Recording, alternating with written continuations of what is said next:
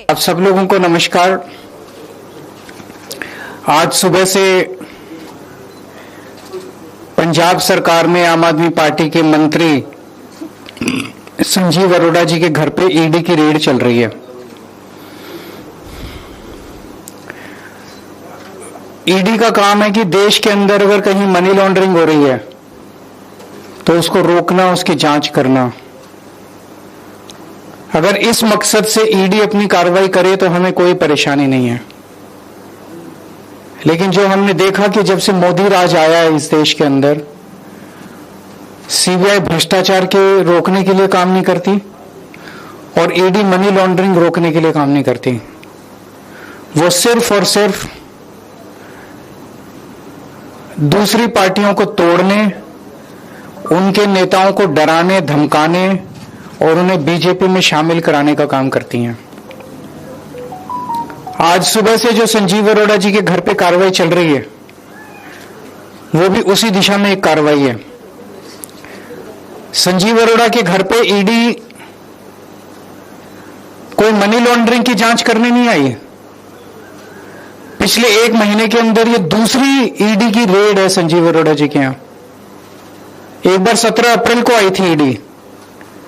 संजीव अरोड़ा जी के जितने ठिकाने थे, गुड़गांव में, लुधियाना में, दिल्ली में, हर जगह उन्होंने रेड की। 3 दिन तक रेड चली।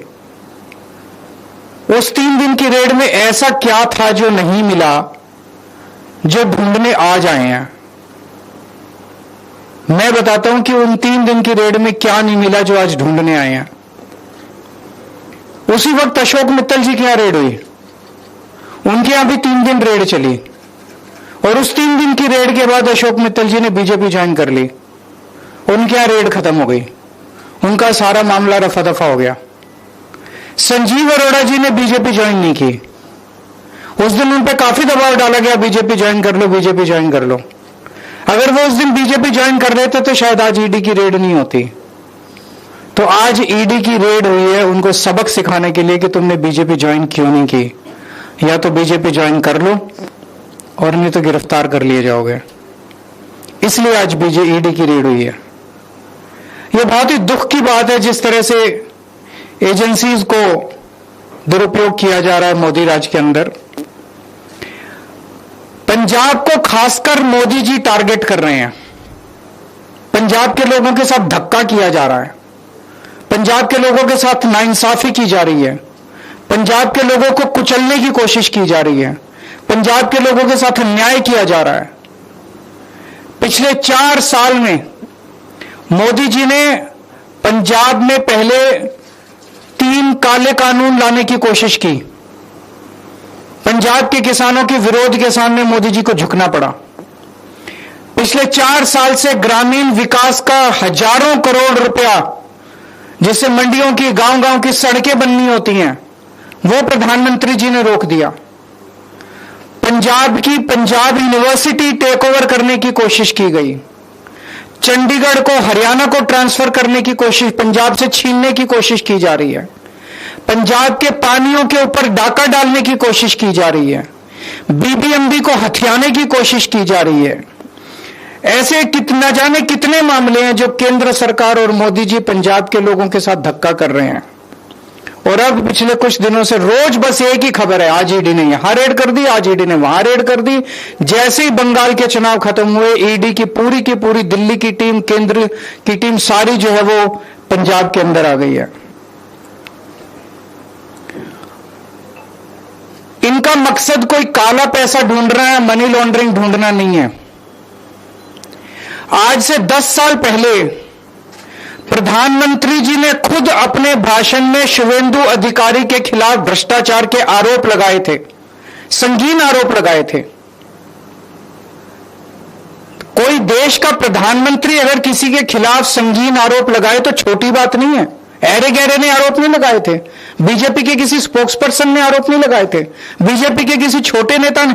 प्रधानमंत्री, भारत के प्रधानमंत्री ने शुवेंदु अधिकारी के खिलाफ आरोप लगाए थे।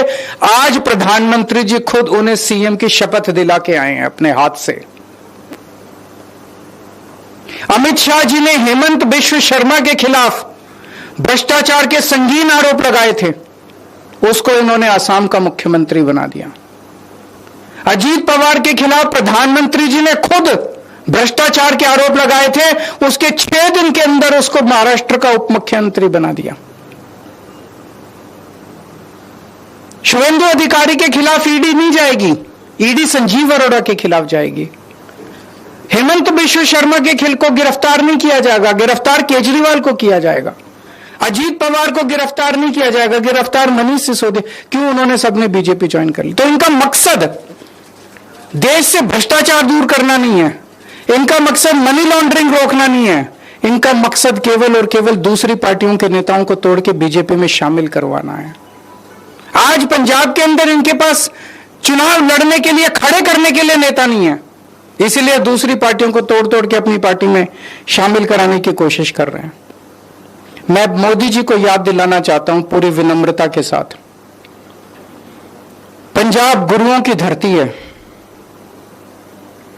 आज मोदी जी जो पंजाब के साथ अत्याचार कर रहे हैं, वो हमें उस वक्त की कई सौ साल पहले की याद दिलाता है जब औरंगजेब ने भारत के अंदर जगह जगह अत्याचार कर करके भारत के कई हिस्सों पे कब्जा कर लिया था।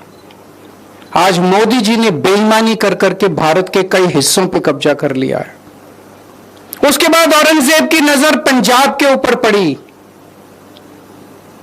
पूरे देश के बेईमानी पे कब्जा करने के बाद अब मोदी जी की नजर भी पंजाब के ऊपर पड़ी है।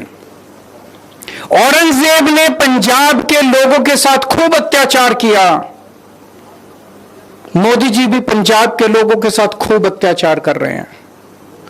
लेकिन उस वक्त हमारे गुरु साहिबान ने औरंगजेब के अत्याचार का सामना किया, अन्याय का सामना किया और अपनी कुर्बानियां दी।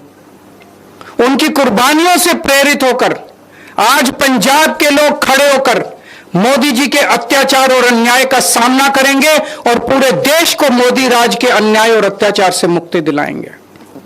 मैं मोदी जी को कहना चाहता हूं, 4 साल पहले भी आप पंजाब के साथ खिलवाड़ कर चुके हैं, जब आपने 3 काले कानून लाने की कोशिश की थी और पंजाब के किसानों के सामने आपको घुटने टेकने पड़े थे। आज आपने फिर पंजाब को ललकारा है, पंजाब इसको बिल्कुल बर्दाश्त नहीं करेगा। मैं मोदी जी से हाथ जोड़ के विनम्रता से निवेदन करता हूं, पंजाब के साथ धक्काशाही करना बंद कीजिए। अगर आपका कोई प्रश्न है तो पूछ लीजिए। 5 राज्यों के चुनावी नतीजे हैं, उस पर मेरा यही कहना है कि ये बेईमानी से जीते हैं बीजेपी वाले, ईमानदारी से ये चुनाव जीत नहीं सकते। मोदी जी देश के अंदर बहुत बहुत बहुत ज्यादा अनपॉपुलर हो चुके हैं। अगर ईमानदारी से एक भी चुनाव कराया जाए तो बीजेपी एक भी स्टेट इस देश के अंदर नहीं जीत सकती। सर, इट सीम्स लाइक कि अब बीजेपी पंजाब को लेके बहुत ज्यादा फोकस्ड है। बंगाल का कैंपेन उनका ओवर हुआ तो ये कहा जा रहा है कि पंजाब जीतना उनका सपना है। बॉर्डर स्टेट आखिरी बचा है जहां उनकी सरकार नहीं है। मैंने तो कहा था औरंगजेब का भी सपना था और मोदी जी का भी सपना है। औरंगजेब को